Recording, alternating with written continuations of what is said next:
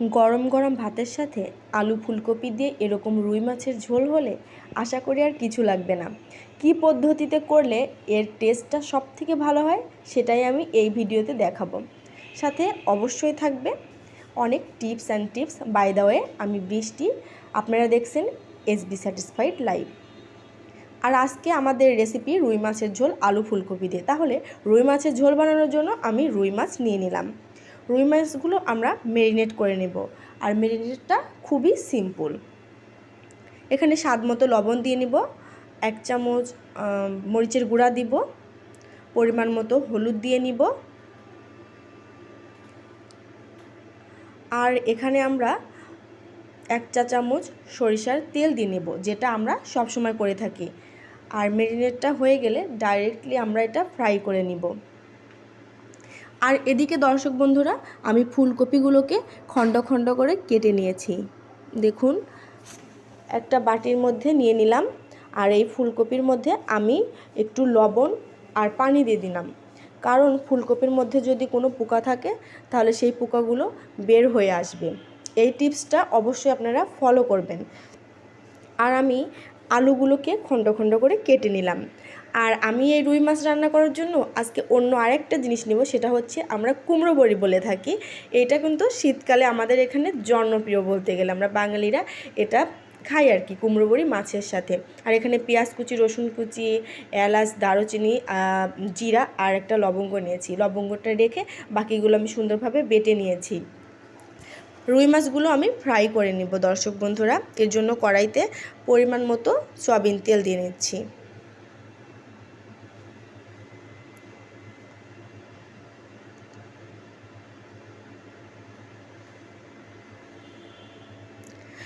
তেলটা ভালোভাবে গরম হয়ে গেলে আমি রুই মাছগুলো দিয়ে দিব।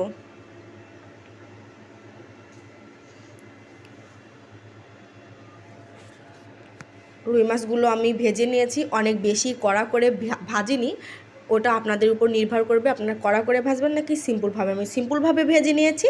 তারপরে এই তেলের মধ্যে, মাছ ভাজা তেলের মধ্যে আলুগুলো আমি ভেজে নিব দর্শক বন্ধুরা। দেখুন, আলুগুলো আমি ভেজে তুলে নিয়েছি।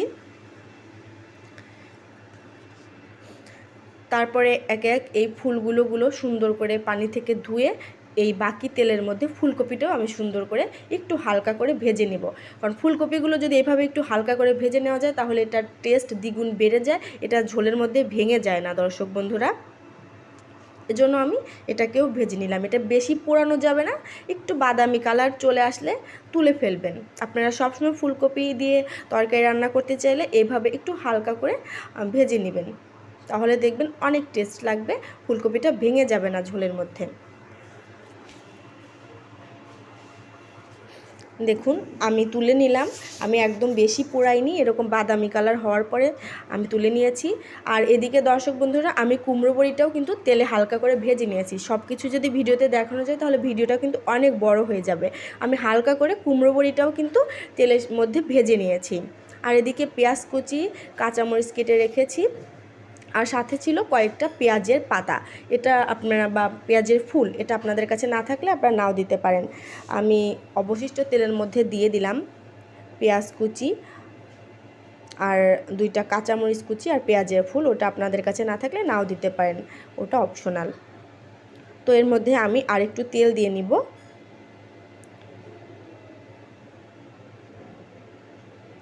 এটার মধ্যে আমি অল্প একটু জিরা আর হচ্ছে একটা লবঙ্গ দিয়ে দিলাম, কারণ লবঙ্গ তখন আমি বাটিনি, বাকি মশলাগুলো আমি বেটে নিয়েছিলাম।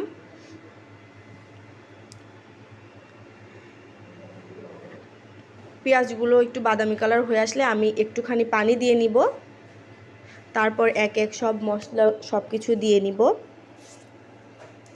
দেখুন দর্শক বন্ধুরা, এখন পরিমাণ মতো ঝাল অনুসারে আমি মরিচের গুঁড়া দিয়ে নিচ্ছি, হলুদের গুঁড়া দিয়ে নিচ্ছি, আর এখানে গরম মশলার গুঁড়া অ্যাড করলাম। এটা হচ্ছে অপশনাল, আপনারা চাইলে দিতে পারেন, না চাইলে নাও দিতে পারেন, কারণ প্রথমে এই মশলাগুলো বেটে নেবেন। এই যে মশলা পেস্টগুলো আমি দিয়ে দিলাম, এখানে জিরা আছে, তারপরে সব কিছু আছে আর কি।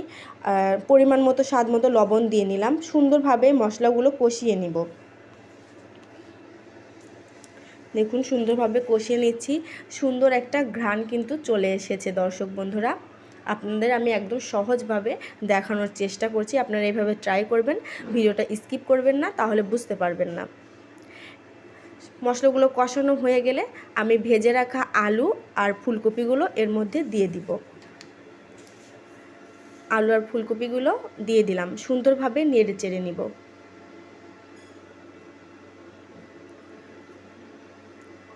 দেখুন দর্শক বন্ধুরা, আমি সুন্দরভাবে আলু আর ফুলকপিগুলোকে নেড়ে চেড়ে নিচ্ছি। এটাও সুন্দরভাবে কষিয়ে নেব যাতে ভিতরে সব মশলাগুলো ঢুকে যায়।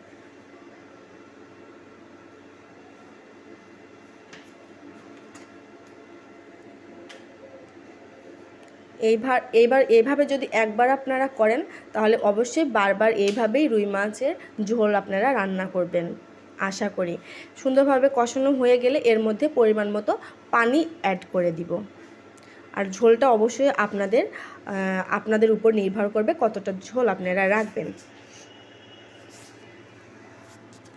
দেখুন দর্শক বন্ধুরা, আমি অনেকক্ষণ জাল করতেছি, তারপরে এখন আমি ঝোলটা যখন একদম কমে এসেছে বা আমার পরিমাণ মতো রাখার দরকার হয়েছে, তখন আমি মাছগুলো দিয়ে দিচ্ছি। একে একে মাছগুলো দিয়ে দিলাম। আমি এখন কিন্তু কুমড়ো বড়িটা অ্যাড করব না, মাছ দিয়ে দিলাম। আমি কুমড়ো বড়িটা রেখে দিয়েছি, তবে আপনাদের অন্যরকম কুমড়ো বড়ি হলে এটা মাছের সাথেই দিয়ে দিবেন। আমার এই কুমড়ো বড়ি আমি এর আগে একদিন রান্না করেছিলাম, এটা একদম রান্না হওয়ার 1-2 মিনিট আগে দিলেই এটা হচ্ছে মানে গলে যায় আর কি, এজন্য বেশি আগে দিতে হবে না। আর আপনাদের কুমড়ো বড়ি আপনারা মাছের সাথেই দিয়ে দিবেন। আর আমার মতো এরকম হলে তাহলে একটু লাস্টের দিকে দিবেন আর কি। আমার এই কুমড়ো বড়িগুলো মানে অনেক ভালো, একদম রান্না করা 2 মিনিট আগে দিলেই হয়ে যায় আর কি। আর কিছু কিছু কুমড়ো বড়িগুলো যে বড়িগুলো আছে ওইগুলো হচ্ছে আগেই দিতে হয় আর কি, মাছ দেওয়ারও একটু আগে দিতে হয়, সেটা আপনারা একটু খেয়াল রাখবেন। অবশ্যই এর আগে কুমড়ো বড়ি রান্না করে থাকলে সেই বড়িগুলো কখন দিবেন অবশ্যই আপনারা সেটা জানেন। দেখুন দর্শক বন্ধুরা, আমি আমার কাঙ্ক্ষিত ঝোল কতটুকু রাখবো সেই পর্যন্ত জাল করে নিচ্ছি। এই যে দর্শক বন্ধুরা, এটা হচ্ছে আমার আলু ফুলকপি আর কুমড়ো বড়ি দিয়ে রুই মাছের ফাইনাল লুক। দেখুন কতটা লোভনীয় লাগছে। এইভাবে গরম ভাতের সাথে রান্না করলে কিন্তু আর কোনো কিছুরই দরকার হবে না। একবার এইভাবে ট্রাই করবেন, দেখবেন বারবার করতে চাইবেন। আশা করি সিম্পল মাছের ঝোল রেসিপি আপনাদের নিশ্চয়ই ভালো লেগেছে। আর ভালো লাগলে প্রতিবারের মতো আমাকে কিন্তু কমেন্ট করে জানাতে ভুলবেন না। বাই দ্য ওয়ে, আমি বৃষ্টি, আপনারা দেখছিলেন এসবি স্যাটিসফাইড লাইফ চ্যানেল। দেখা হচ্ছে নতুন কোনো ভিডিওতে, সে পর্যন্ত সবাই ভালো থাকবেন, সুস্থ থাকবেন, আমার জন্য দোয়া করবেন। আসসালামু আলাইকুম।